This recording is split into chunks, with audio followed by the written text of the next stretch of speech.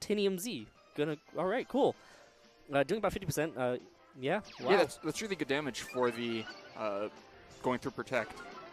Now you've got to deal with Nihelgo being asleep, but that was definitely an opportunity to get the Z conversion, if that's what that Porygon Z is trying to do. Following that all-out pummeling plus the Sludge Bomb to take the KO on Smeargle would have been a very good first turn for Gary. Instead, he's taken a lot of damage and only gotten the Nihelgo asleep. Probably still can get the Z conversion if he wants it, though, since Nihelgo won't be able to attack, and Zarina would have to attack in the Smeargle if it followed me. Yeah. All right, well, we'll see what kind of setup Gary has here. You know, I don't actually know how fast Zarina is at all. Do you have any idea how fast it is? I've played with it randomly before, but usually it has a choice scarf, so that kind of skews my perspective of everything. Smeargle now going to go for a follow me here, going to draw away the attack from Zarina. Nihilego takes its first turn of sleep here. And there you go. I think this is going to be the Z conversion here. Going to go ahead and activate the Z move from this Porygon Z and boost its stats all by one stage and also change its type. So yeah, slower than Porygon Z. Maybe it's not max speed.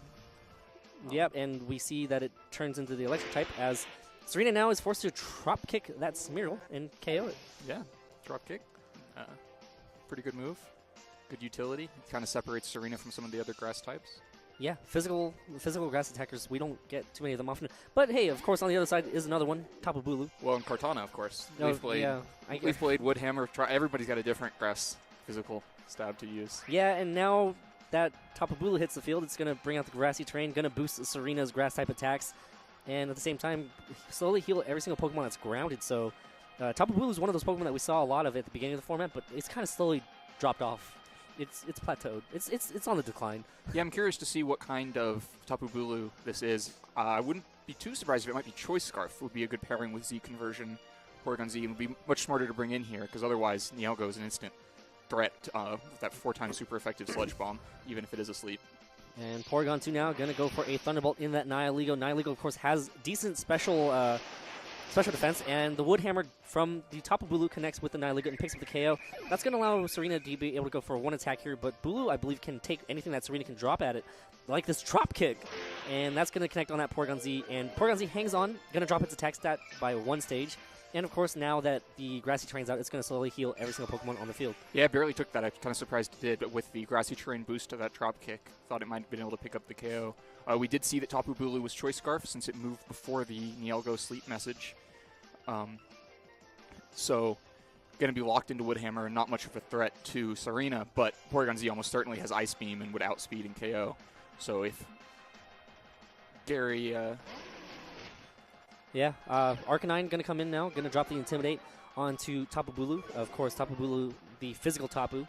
And, yeah, all right. So let's see how this turn plays out here. Porygon Z still on the field, exerting a lot of pressure on this Arcanine and Serena with that increased stages of pretty much every single stat that it cares about. Yeah, but Bulu here can't really do much with its Woodhammer that's locked into, especially after taking that Intimidate. It's going to need to leave the field, which presents an opportunity to deal with this Porygon Z with only a single target moves.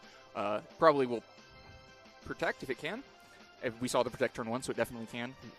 Try to get a little bit of a reset because this field position is turned against Gary with these two full health grass-resisting Pokemon hitting the field. Yeah. Porygon Z now protecting itself. There you go. Going to try to reset the field for Gary here. Arcanine also going to protect, trying to bait out an attack, or maybe even just bait out that Protect. Come to think of it, as Tapu Bulu gets to go for a Woodhammer here. Going to connect onto the Serena. Dropping that hammer on that Serena, not doing much damage at all, even though it is boosted by same type attack bonus and by the Grassy Terrain. And, well, here's another drop kick, going to hit into that Porygon Z Protect. And, of course, Porygon Z can just heal back a little bit. Yeah, as well Serena. Yeah, you also have to respect the extreme speed from that Arcanine as well. Yeah, you definitely do.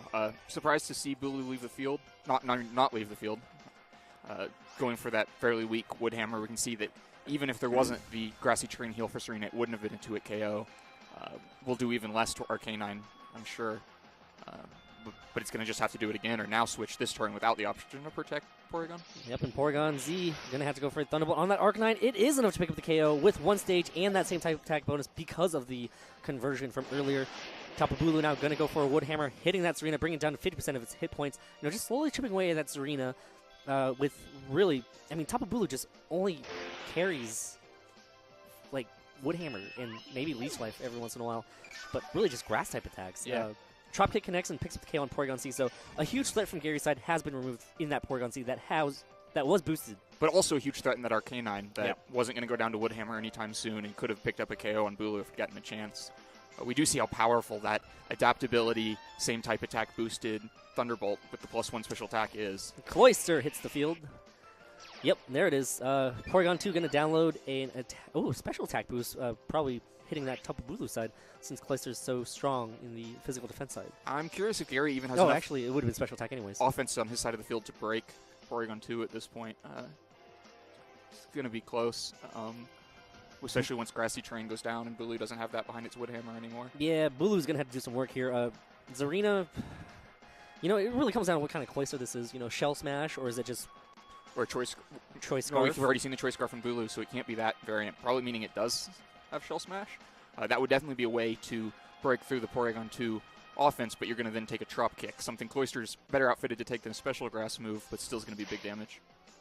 Yep, Serena now going to protect itself. Tapu Bulu gets to go for a Wood Hammer here. Going to connect on that Porygon 2. Ooh, bulky Porygon 2 or a not very, heavily invested Tapu Bulu in the attack stat. And now Icicle Spear going to connect 5 times on that Porygon 2. We're going to see exactly how much damage it does, but it's actually really not that much. Yeah, Porygon 2 is dealing with this pretty well, but getting attacked twice while Serena just sits there protecting is definitely a missed opportunity.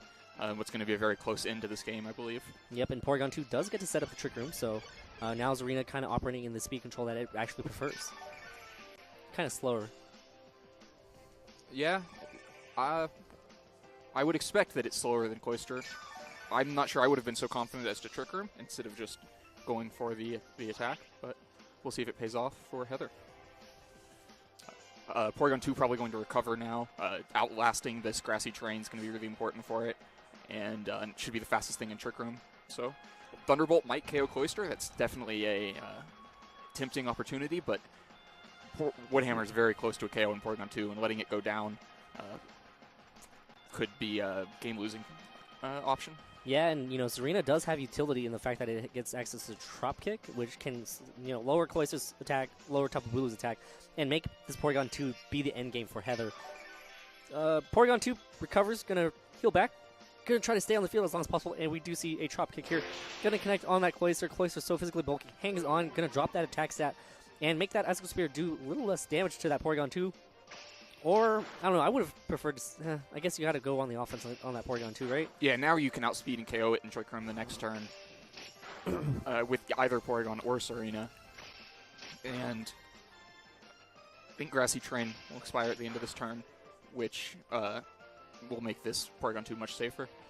Yeah, Tapu Bulu now goes for the Wood Hammer here. Gary realizing that Porygon 2 has to get KO'd. Porygon 2 hangs on and, of course, can just go for another recover at the end of this turn, just heal back. And, Trop Kick is just playing such a huge role to drop these attack stats and just allow Porygon 2 to stay around. Yeah, and obviously very useful damage, too. Clearly the 2-hit KO on Cloyster. We'll see if it has Protect and can block that, or if it will just go down immediately next turn. We haven't really... I don't even know the item on Cloyster, right? Like, no, we haven't seen it yet. We yeah. know it's not Scarf. Sash is a common item on Cloyster. Why, you could set up a Shell Smash or something like that. Yeah. Yeah, I don't know what it could possibly be. Cloyster protects itself. Not going to want to get KO'd just yet, as Porygon 2 goes for an Ice Beam here. Going to connect onto that Tapu Bulu. Porygon 2 now ready to go on the offensive, and picks up the KO on Tapu Bulu anyways with a critical hit, but regardless, Porygon 2 is going to win this game pretty much for Heather anyways. Yeah, though I think that was a very risky play to go for that Ice Beam. If it misses the KO and Bulu manages to Wood Hammer and KO Porygon 2, you're going to really regret not recovering. Yeah. We see Gary now go ahead and try to click the forfeit button, right? Gary just going to move on to Game 2 and see how he can make those adjustments in order to, get past Heather's Serena and Heather's Porygon 2. Great call from Heather right there to preserve that Porygon 2 till the absolute end game. That's my win condition. I'm going to save Porygon 2 for later. Yeah, definitely outlasted the Porygon Z on the field. You don't really want to have Porygon 2 out against Porygon Z, because while the Trick Room is useful, you are not doing anything back to it with not stab boosted Bolt Thunderbolt and Ice Beam with the boosted special defense on the Porygon Z. And so you're allowing the single target only Porygon Z to keep targeting the partner to Porygon 2. So keeping it off the field until Porygon Z went down, then using it to finish the game was really well played. Yeah, so, well, boy. 2 exciting teams from, Gary we've seen on stream before. Heather we haven't seen on stream at all. This is actually her first time on stream, but she is putting on a show. Both these players are putting on a show. I mean, these are Pokemon that I never really would have expected to see at this tournament. Did not expect to see Wishy-Washy, a Cloyster, or to be fair, we haven't seen Wishy-Washy just yet. Well, I'm looking at it right now. Well, but hopefully it'll hit the field this game. Oh boy. Yeah. Zarina. I mean, I say that it's got a not great matchups with the Bulu on the other side and the Thunderbolting Porygon Z. The Pokemon that Heather brought probably are her best option, especially if she can keep that Arcanine a little safer next game. Maybe keep Nielgo from being put to sleep. Well, now we know what that. I don't know. I feel like now Heather has a better sense of what Gary's team does. There's no Trick Room. I'm pretty sure there's no Trick Room option. No, there's definitely no Trick Room option.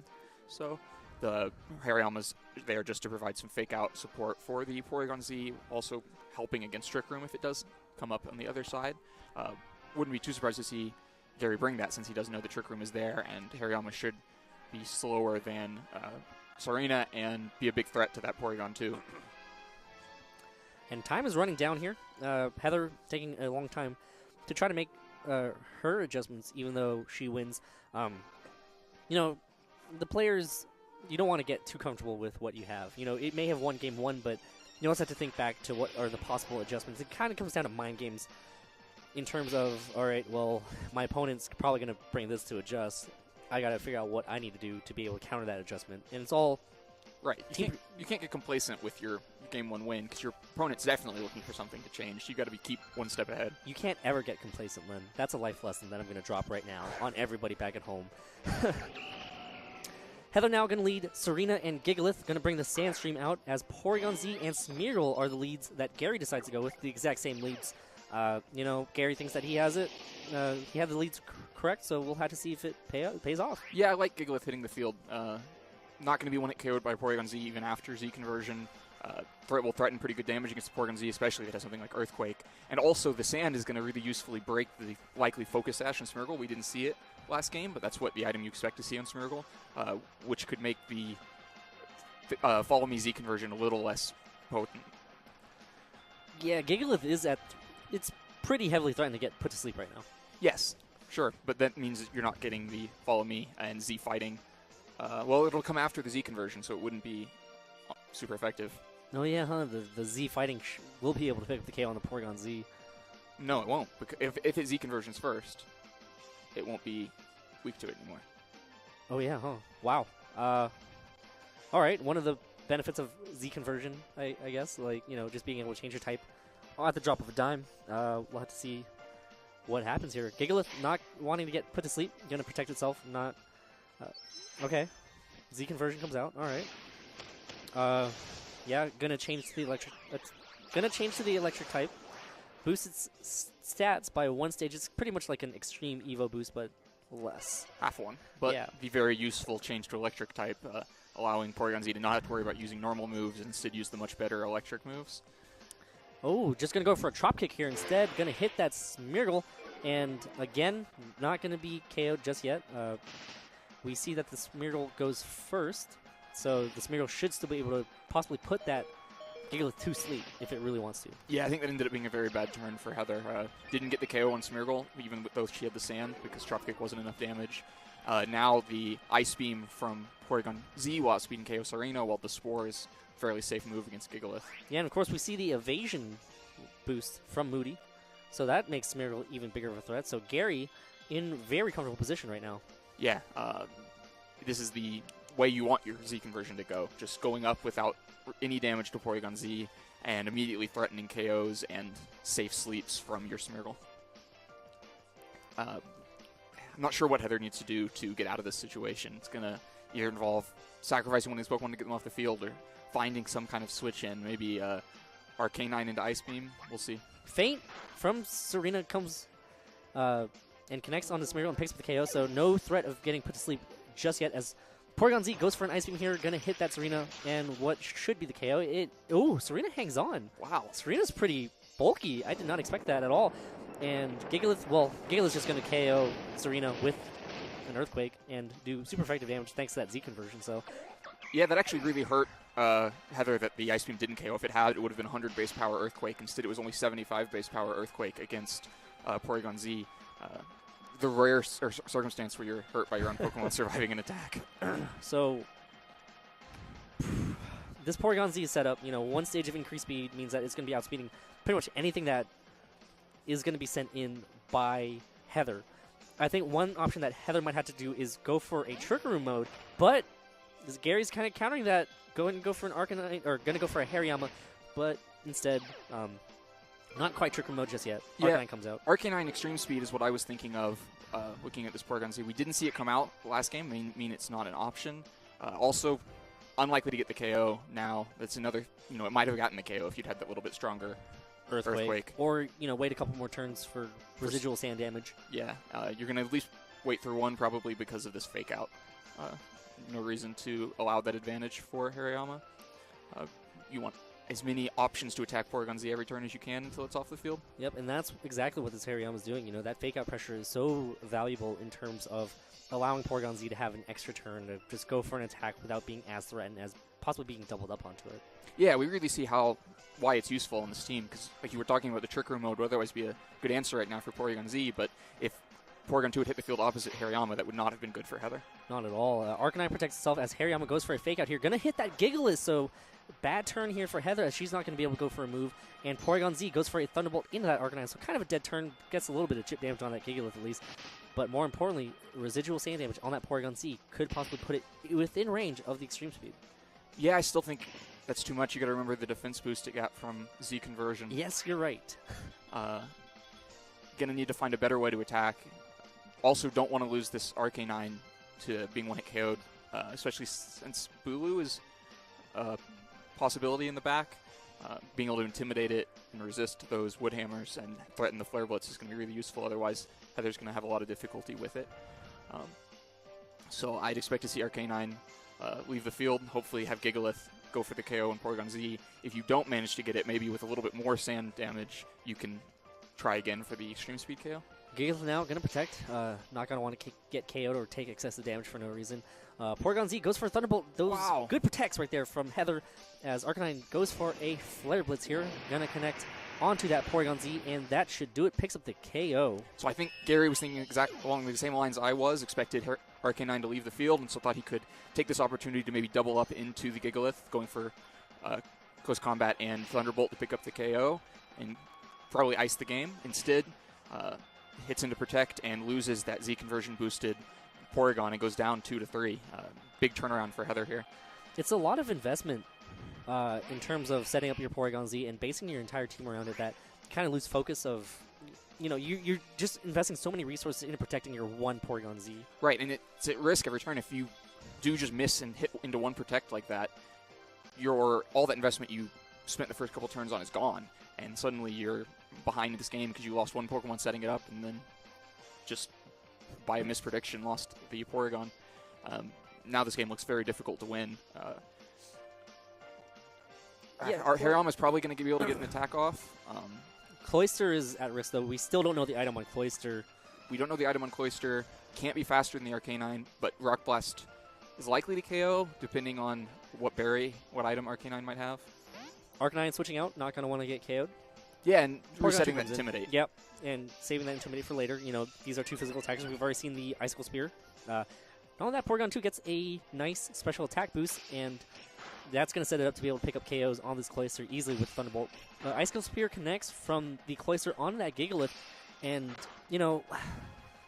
this is the big risk with switching out Arcanine. If you do get double targeted into Gigalith and it goes down this turn, your attacks that you're going to get off the course of the game have gone down significantly. Yeah, and, the Gigalith's going to get KO'd here from that close combat, so at the same time, Hariyama's defenses did drop, so it makes it a little less threatening. I mean, it's going to get KO'd easier. The only way Porygon 2 is going down is from Hariyama close combat, so the Cloyster will not beat Porygon 2 one-on-one. And, So- of course, the Intimidate's going to drop right here. Right, and so the Intimidate means that one close combat's not enough. The special, the physical defense drop means that Flare Blitz is a much bigger threat to that Hariyama. Something like Flare Blitz plus Ice Beam or Thunderbolt from Porygon 2 might actually be enough to pick up the KO now. If not, the next Flare Blitz could, but Cloyster could Rock Blast this Arcanine away. It's a lot of moving pieces here, but it seems like Heather pretty clearly needs to prioritize getting rid of this Hariyama, and Gary needs to prioritize getting rid of the Arcanine before the Hariyama goes down. And Arcanine goes for a Wild Charge here, going to connect on that Cloyster, but such physical bulk on that Cloyster. And, oh boy, Cloyster continuing to just go for Icicle Spears on that Porygon 2. The Rock Blast would have been way better a target on that Arcanine, but I just don't know. Like, Gary's kind of back against the wall, sort of, you know. This Porygon 2 is just going to sit here. If this close combat cannot pick up the KO, maybe that's what Gary's trying to do. Maybe he's just trying to set... Okay, never mind, just going to go for a knockoff. Get rid of the Eviolite. I don't mind that move, right? And it gets a flinch. So I think the item on Cloyster is King's Rock, and the reason that he Icicle Speared was to get that flinch. Get the flinch. I'm still not sure I like the option. You do preserve Cloyster, otherwise it would have taken a Thunderbolt from Porygon 2, but you missed an opportunity to get rid of this Arcanine. If Knockoff had gone into Porygon 2 and you trade Cloyster for Arcanine, you probably win over the rest of the game. This is still a risky situation. The most surprising move was the Wild Charge on Cloyster. With its massive physical defense, it's unlikely to get the KO, and you miss an opportunity for a Flare Blitz. Can Hariyama hang on? It's probably thick fat, so... Oh boy. I think Gary might have just pulled us out with that flinch. Again, going to go for an Icicle Spear. Going to connect on that Porygon 2. Again, hoping for a flinch, but I think the close combat should be able to pick up the KO now that the Eviolite's been knocked off. Yeah, I absolutely agree. So there you have it. I think Gary might be able to pull this one out. If that Cloyster has Rock Blast, then for sure, I'm pretty sure. We now have the Hariyama close combat connect on that Porygon 2 and be able to pick the KO. So now it's just going to be Arcanine. Yeah, Arcanine versus Cloyster and Hariyama. Again, more defense drops, so that Hariyama's going to get KO'd. So Cloyster needs to be able to have something to hit this Arcanine. Yeah, basically that's what's going to decide the game. Arcanine should be able to get the KO on Hariyama now because of that extra defense drop. It will take more recoil from that. Then it will have to Wild Charge twice. Even Icicle Spear will be enough to win the game if there's no 50% recovery berry. If there is one, you're going to need something better, but Water or Rock will do the trick. Seems like a really safe position for Gary. And Cloyster took that first Wild Charge, more than 50%. It should be able to take another Wild Charge, actually. Yeah, Cloyster's defense stat is massive. Especially, it's very vulnerable. Like, unboosted Porygon 2 Thunderbolts are easy one-hit KOs. Dude, any Thunderbolt would probably pick up the KO.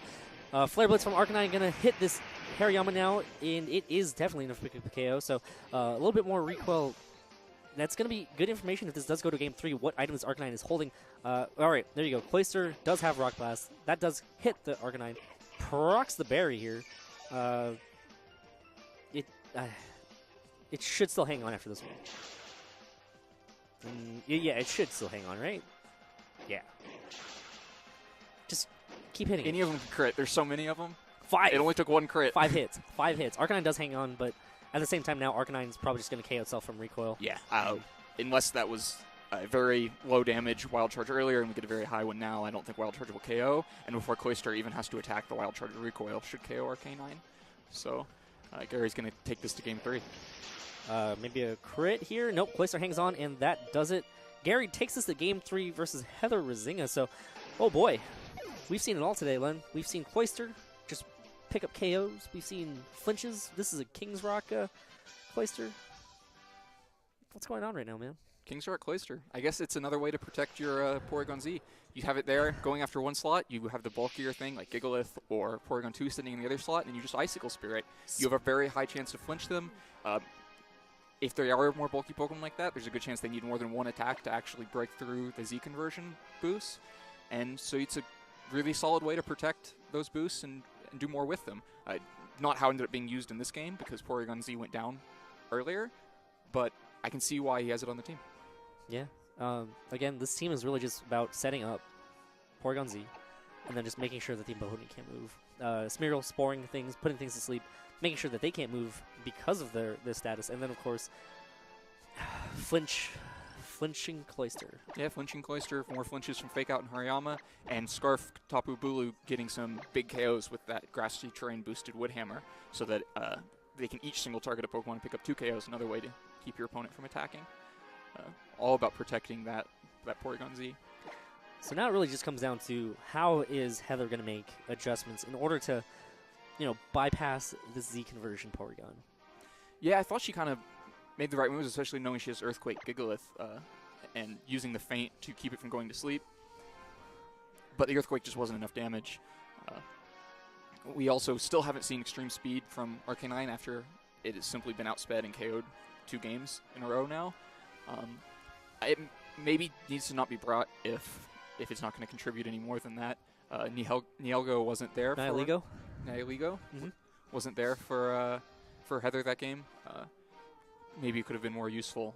Outspeeds more of Gary's Pokemon and possibly as a Focus Sash. We haven't seen where the Focus Sash is, but if it does, it's another good way to deal with the Porygon Z. Here we are, everybody. Game 3 of Round 3 of the Salt Lake City Regional Championships between Gary Qian and Heather Rysenga. Cloister, Zarina, Wishy-Washy, all sorts of fun stuff on stream right now at this moment. Gary going to lead Arcanine and Porygon Z, going to change it up a little bit as Heather going to counter with Serena and Nihilego, the leads that won her Game 1. It's really interesting to me that Gary shifted here and led Arcanine. I'm not sure what he was hoping to counter with that. He gets this Intimidate on Zarina, but... well, he also can probably just pick up the one-hit KO on Serena. Yes. But this Nihelgo Sludge Bomb will go before Z conversion, and Nihilego Sludge Bomb will threaten a lot of damage on Porygon Z, more than it would probably like to take, with no Follow Me option to protect it, but Protect is there. Porygon Z not wanting to take damage at all. Zarina kind of thinking that this Arcanine is going to target it down, so Zarina also going to protect itself. As Nihilego now goes for a Power Gem here, going to hit this Arcanine for massive damage, and does not pick up the KO. Barely does, barely hangs on, as Arcanine is going to go ahead and eat its Figgy Berry and restore 50% of its health. And Arcanine goes for a Bulldoze. All right, going to slow some Pokemon down here. A little bit more speed control for himself. That might pick up the KO on Nihilego. No, it doesn't. Nihilego, not very physically bulky, but the important part is the speed is dropped. Yeah, it's interesting. It's slower than the Porygon Z now, which means Z conversion can go first, protect it from Sludge Bomb or Power Gem, or Porygon Z can just go for a KO on Nihilego, and Arcanine can go for the KO on Serena. Yep. That seems like the safe play. You don't want to allow Nihilego to stay on the field for too long. No, you don't. But it is tempting to get your Z conversion here, only maybe losing Arcanine to another Power Gem, or taking a Sludge Bomb after the boost. Well, all right. So an Arcanine switching for that Nihilego. Arcanine's going to drop the Intimidate onto Gary's Arcanine, and at the same time also drop, I guess, Porygon Z's attack. Arcanine on Gary's side now going to go for a Flare Blitz, going to hit this Serena. Oh, no! Goes for the Arcanine slot instead. Does a lot of damage. Critical hit right there, bypassing that Intimidate drop from a little bit earlier. Probably expecting Serena to switch out, but ooh, okay. All right, now we see the Z conversion out. A lot of the moving pieces changed in between turns, and, we were talking about maybe setting up a Z conversion wasn't the best position, but now, you can kind of see it as a pretty safe spot. Yeah, I think it was the better move. You're taking one attack. It looks like he opted to take whatever the Z fighting ended up being, but prevented the Nihilego from being able to attack, and so it was a pretty safe time to Z conversion. Yep, and, now Serena going to go for an all-out pummeling here, but unfortunately for Heather, the all-out pummeling is no longer super effective against that Porygon Z. Yeah, if it targets it down, yeah, it does. Thanks to the conversion, going to change it to Electric type. And, that did not do much damage thanks to the defense boost and the change in typing, as well as all-out pummeling not being a same type of attack boosted Z move, which is odd. Yeah, you don't see the coverage Z moves all that often. Maybe Sand Slash is the most common one. Electivire as well. Yeah. Yeah. So, what, Electivire? That's a thing. But anyway, Porygon Z should be able to pick up the KO on Arcanine. We've seen it do it from full health, so from after this critical hit, Flare Blitz, it can easily pick up the KO. Not as confident in the Arcanine Flare Blitz KO against Serena anymore after that Intimidate from the other Arcanine, but allowing another Serena attack would not be too bad. We're seeing very few barriers between Gary and winning with his Z conversion now. Heather needs to pull out something like this Porygon 2 quickly. Yeah, but this Porygon 2 is also going to be taking some attacks here, depending on exactly how Gary targeted down the Pokemon this time. Porygon Z not going to go on the offensive here, going to protect itself as Arcanine on Gary's side goes for a Flare Blitz here, going to connect into that what was that Serena slot. Hitting this Porygon 2, going to do about 40% with another critical hit. No, we've already seen the berry. I'm not going to try to say that it's like a boosted crit item. Nope, that is just a very fortunate Flare Blitz. Pair of Flare Blitzes. That damage on Porygon 2 is going to be really useful. I would guess Flare Blitz plus Thunderbolt, if not just Thunderbolt on its own, is a KO on this Porygon 2, which denies Trick Room. Otherwise, that was going to be a really good option for Heather. Yeah, switching it in versus trying to just sacrifice something and get it in more safely may have been a bad call here, as we can see how much damage ended up costing her. And now every Pokemon she has been damaged except for this Arena, and it's threatened by so much on Gary's team. Dude, that Thunderbolt does a lot of damage, and that should KO this Porygon 2 here and remove Heather's chances for setting up a Trick Room. So, great call right there from Gary to be able to kind of identify, I do not want Trick Room to go up. I got to make sure Trick Room does not come up, and I'm going to make sure that that doesn't happen. Right? Yeah. Yeah. It was a good call. Good call protecting itself from the Snarl. It's the only reason that Thunderbolt actually KO'd Porygon 2. Hey, that Flare Blitz crit that Porygon Z and picks up the KO. I was about to say that was Heather's one last chance in this was a Flare Blitz crit, and she counters 2 of Gary's Flare Blitz crits with her own Flare Blitz crit. Now we're in a much closer game. I still think that Gary has the advantage, but that Lego is a much bigger threat without Porygon Z to outspeed and KO it, especially if Tapu Bulu is not in the back for Gary. I don't think there's any Pokemon on Gary's side that are actually that fast besides that Bulu, right? Right. Hariyama comes in for Gary's side, going to exert fake-out pressure and maybe allow Gary to have just one more turn of being able to move without getting KO'd. Nihilego is going to be replacing the fallen Porygon 2 over on Heather's side. Gary, I'm sure, would love to get a Bulldoze off right now. It might be both KOs, or at least very close to KOing the other Arcanine, and would slow it down. Going to be hard to do, though. Needs to fake out the Nihilego, which is certainly going to try to prevent Arcanine from attacking. The Nihilego? Nihilego. It's okay, Len. Cressula. You're right. Honestly, I think the safest play here is probably to just double protect. Arcanine cannot set up. You don't want to have to try to predict anything because you don't want any of your things to get knocked out. I might protect and Flare Blitz the other Arcanine. Kind of low risk play. And it would be really nice to pick up that KO this turn.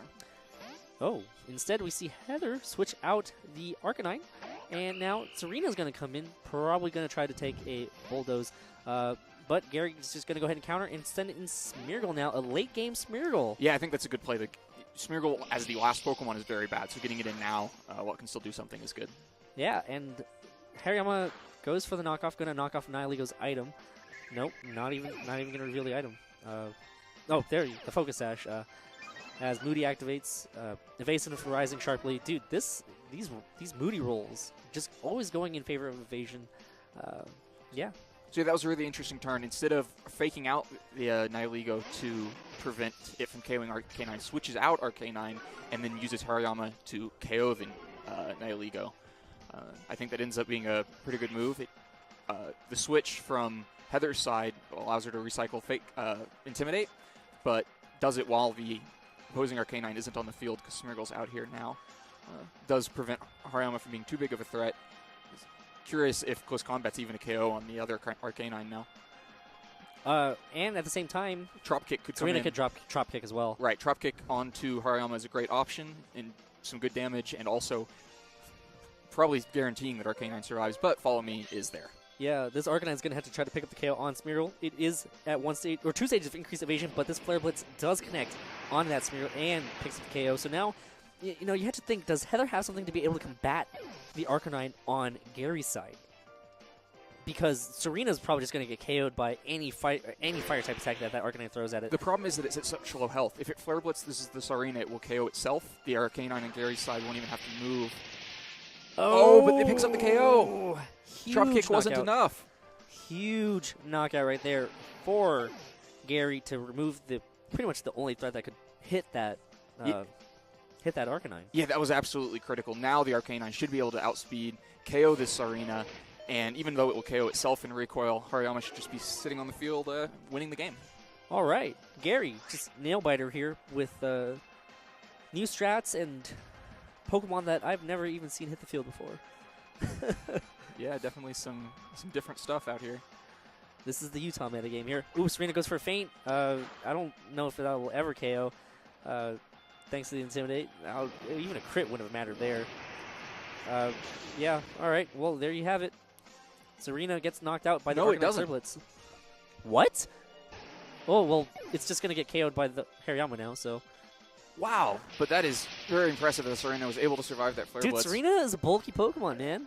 It is. I was wondering when it was at -1 if that meant it would be able to survive, but even at full strength, that Flare Blitz was enough to pick up the KO. Fortunately, Hariyama had to do more than just sit there and win, had to attack to get its win, but does do it, and so Gary wins. Wow. So there you have it. Gary Qian, trying to keep his world's dreams alive. Well, not his world's dreams, but qualifying for the World Championships at this tournament, dreams alive. Yeah, qualifying at this tournament before even national championships or some more regionals. Or more PCs or mid-season showdowns. It's a long season, everybody. And, boy,